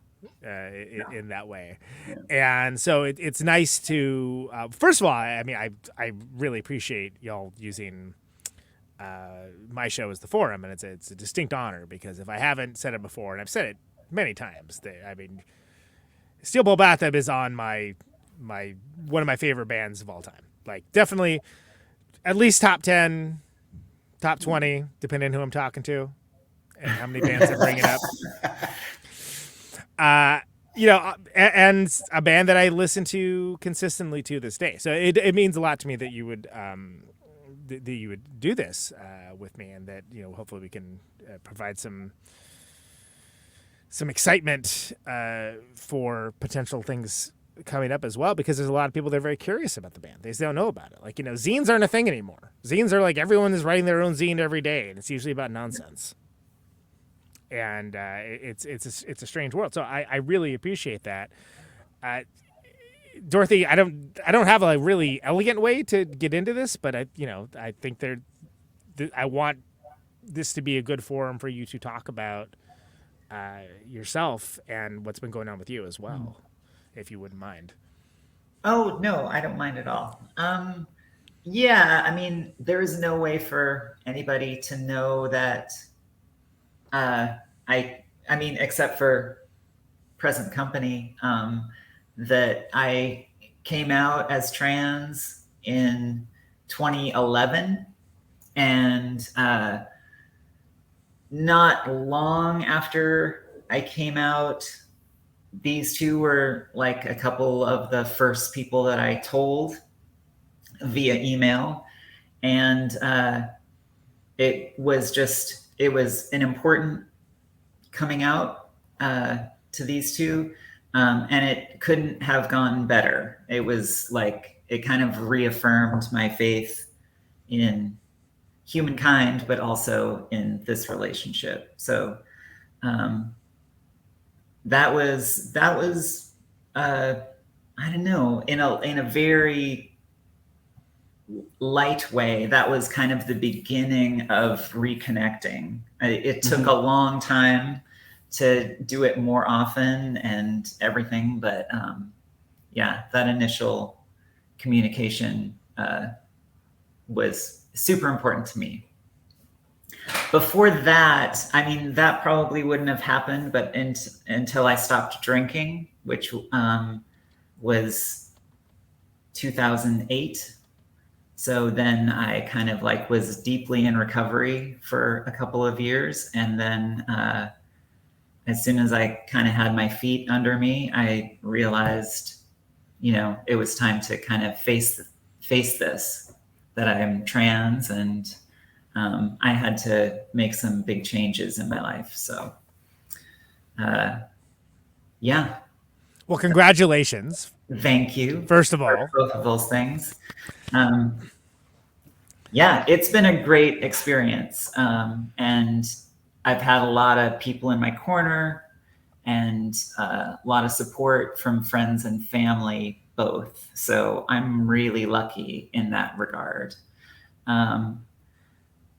And yeah, it just occurred to me that like nobody out there who's a fan is going to know unless they know me personally or potentially talk with one of these guys. So how would they know? You always so mysterious, like you could barely tell like who was who. Maybe they're aliens. Who knows? I don't know. Right. I didn't feel that mysterious at the time. I just, you know, was like, our scene is small and specific, and I always see the same people every tour, and they're going to know who I am and all that kind of stuff. Since we started talking about this and the word got out, I've been blown away by the response. Honestly, I was not expecting people to want to see us. I mean, to be honest, I knew that we had fans, but I wasn't expecting people to be still at this level of interest in us being around and continuing and all that stuff. So. Oh yeah. I mean, we may not be Legion, but we're definitely dedicated. Yeah. So anyway, to I don't know, not deference to them, but just to kind of like come out to those people as well, I guess. What are your preferred pronouns that people? She and her. Cool. That's what I thought. Yeah. And yeah,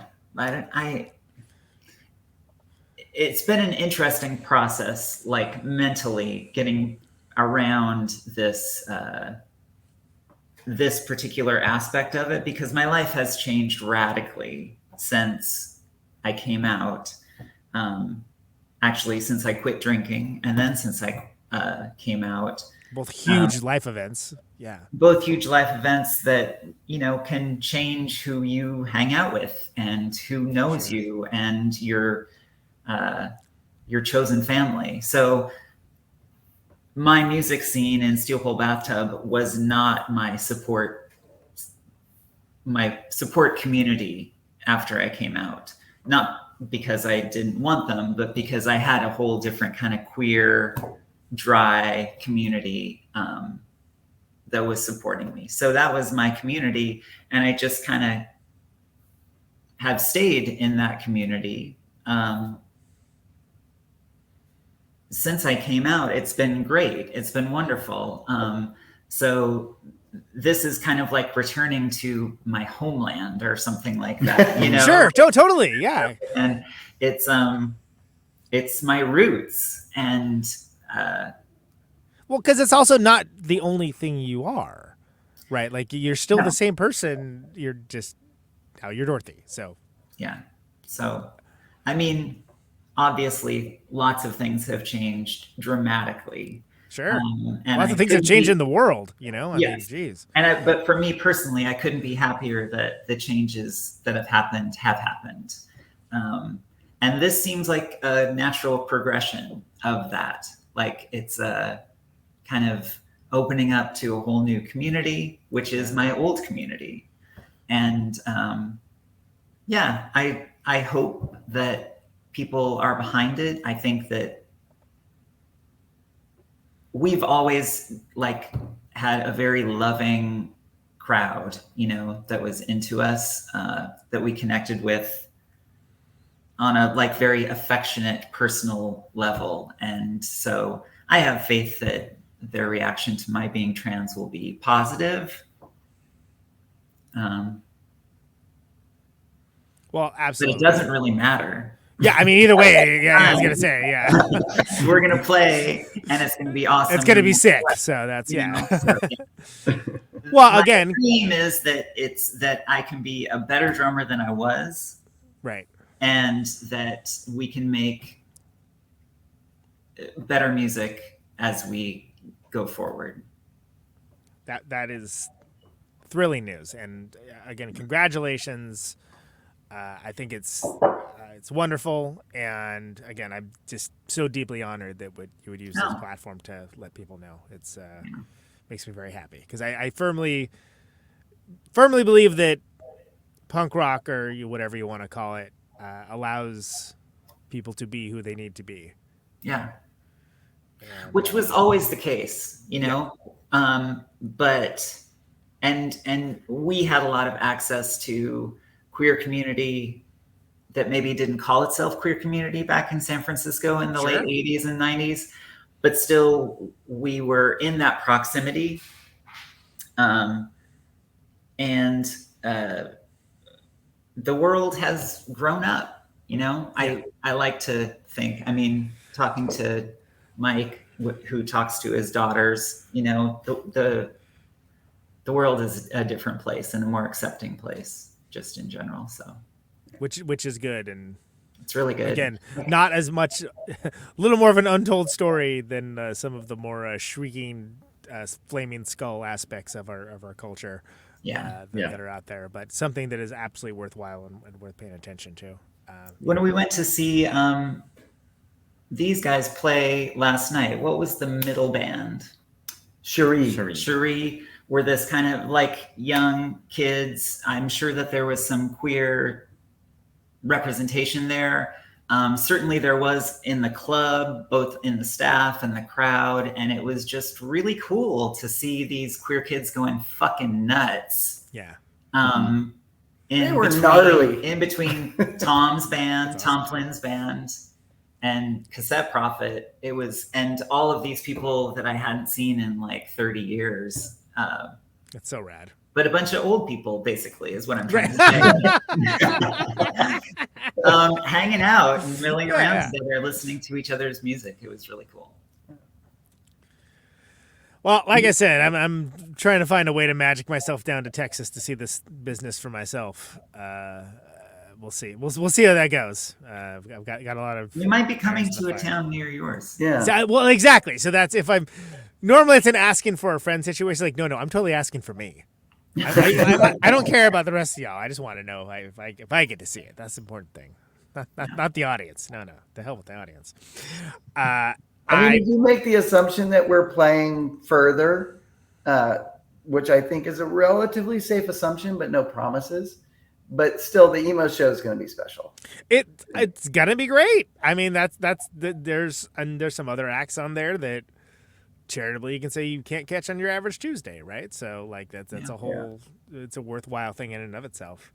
And I think I like that there was this very specific community around that club.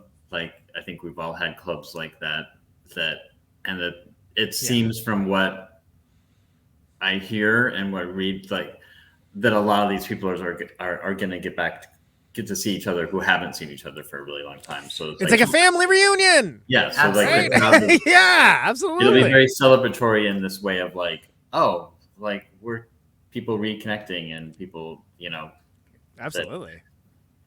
So I'm very excited about that. I think it'll be a very positive, Nobody wants to be the cousin Oliver at that family reunion, though. I mean, We're Oliver. Hey. We're practicing in Bleach Bass practice space. We're going to go early and practice for a couple days. Okay, sure. Yeah, and we're practicing. Get used to the heat, I'm going to assume. Yeah. I'm a little worried about that for sure. But was it Mark? Anyway, the GTO that's on Waxel on the second side of Scars from Falling Down. Was, yeah. One of theirs. Yeah. And cool. There's a lot of, it's Texas. Like we have a lot of connections there. And so it'll be fun to not recognize any of them. Yes. That will happen. This kind of like squint. Yeah. Oh, yeah, exactly. Yeah, exactly. Thrilling stuff. That's awesome. I know there's an Instagram account.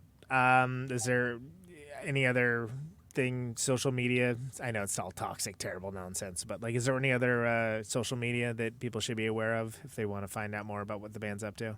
Oh, we have Steeple Bathtub on Facebook and Instagram. That's pretty much it. And basically, you don't want to be on X? No, I'm not kidding. No. I don't think we have a Twitter handle, but it's mostly me, and so it's pretty intermittent. We should probably hire a teenager to do it, but if I think teenagers I don't even know what teenagers do. I think they probably just text each other. Oh, they're all TikToking still. I have I have a teenager, so I think it's all still TikTok. They're all busy with the TikToks and their text. Yeah, right. Yeah. But I mean, if there is news, it will go there. So and it's old people who care. So it's Facebook, pretty much. I think. Ouch. There's an entire generation of people into weird, noisy music that never got the chance to see you play, and don't make assumptions about who your audience is. Not an ageist statement. No. Yeah, exactly. There's gonna be plenty of old people, though. You're right about that. Yeah, there will be, but yeah, it was exciting, like to go to Caterwall and see just this sort of there's just sort of a current that's kept going. That there's still people exploring the same sort of uncommercial directions. That's a very bad way to say it, but just like you just listen to it and you'd be like, this band is not trying to get on the radio, right. And it's beautiful to still see it. It was. I got a lot of that from Tom's band last night, actually. I'm excited to see them. Yeah. I am a big fan of Antler Family. We actually played with them time before last week in the Bay Area. And I was like, this band's great. And then, I don't know, he is now in England or something. I don't know, like, what's it like? It's like, okay. Well, I hope that record sees the light of day because that band is awesome.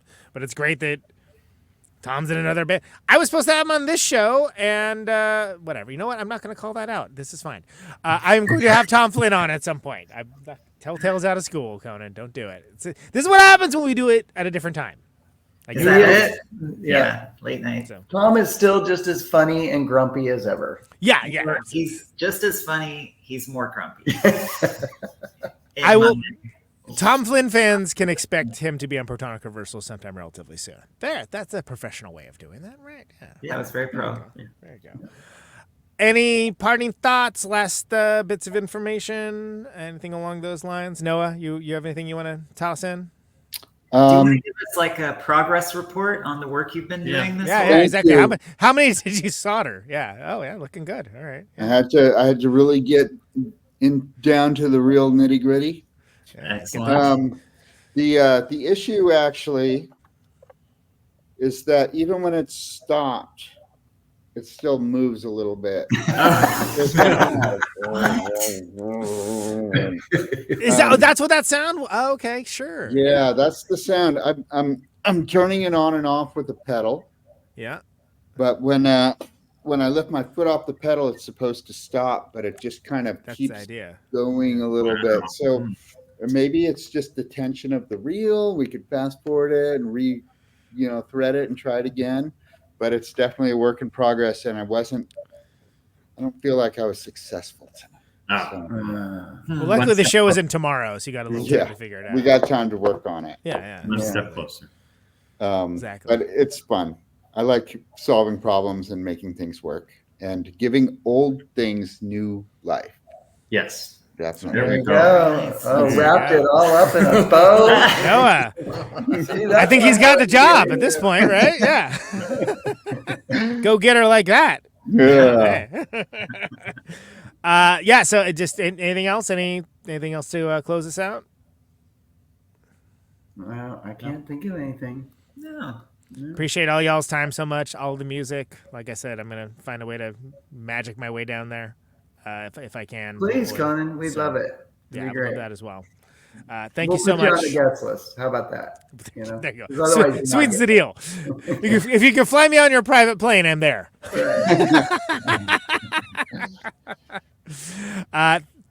Dorothy, Dale, Mike, and Noah, thank you so much. Thanks, Conan. Yeah. Thank you. Thanks so much. All right, so there you go. That was holy moly, steel pole bathtub. Noah Landis enabled the steel pole bathtub. That's exciting for a number of reasons, and I just couldn't be happier about any of that. I usually realized I think I played both times Mike were on. I think I played Train to Miami, but I am going to play something off of Unlistenable, and then we can close this out right. Link to the Steel Pole Bathtub Instagram and Facebook page, and absolutely. So here's Action Man theme off of Unlistenable.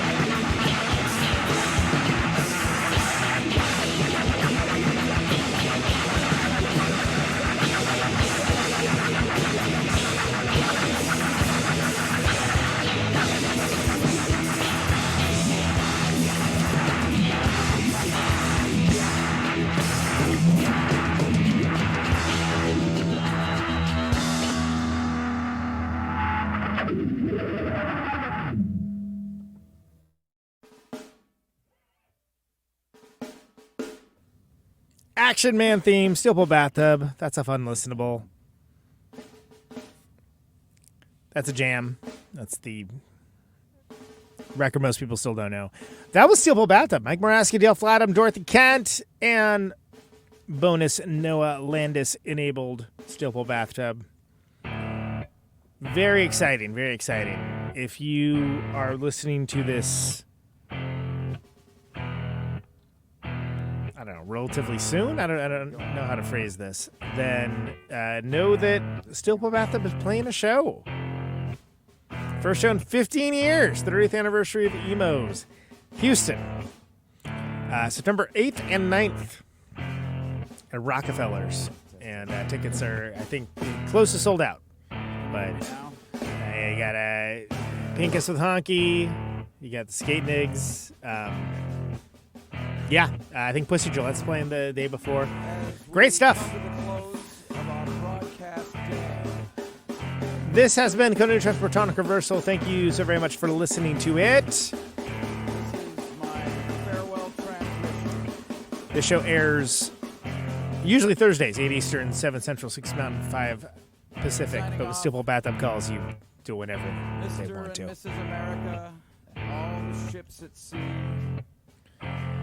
Archives of the show are available at ProtonicReversal.com. Always free. No ads, no sponsors, no kidding. 50,000 watts of power. But if you like the show and you want to get episodes sooner, $1 a month at patreon.com/ProtonicReversal will gladly achieve that goal. Helps keep the lights on. And it's just appreciated in general.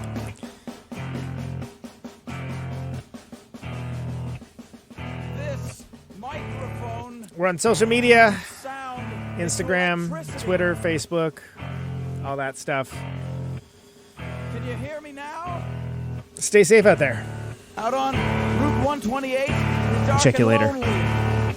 I got my radio on. Can you hear me now? Can you hear me now?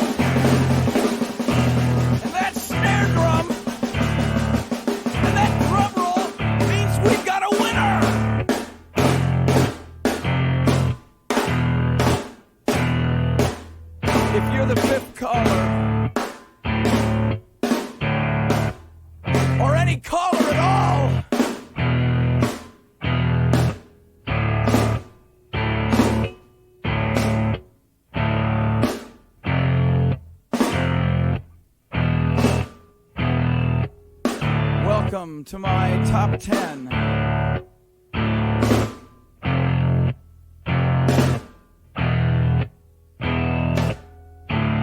I'd like to thank our sponsor.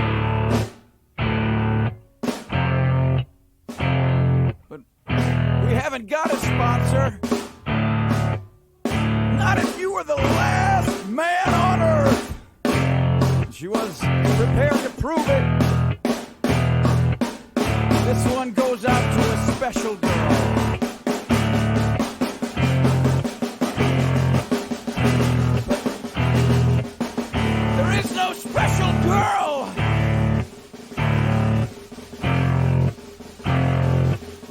It's the end of radio. The last announcer plays the last record. The last what? Leaves the transmitter. Circles the globe in search of a listener. Can you hear me now?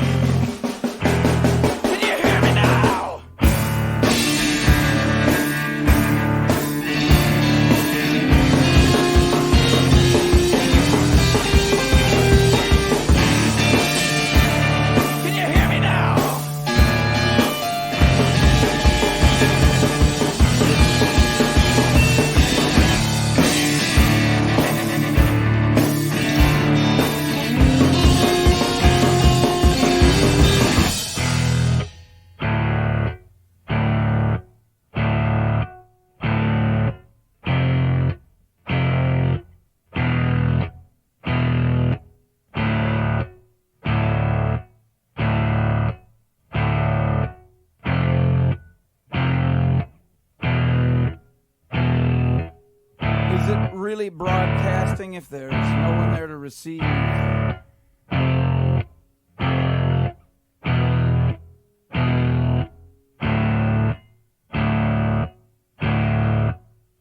the end of radio. As we come to the close of our broadcast day,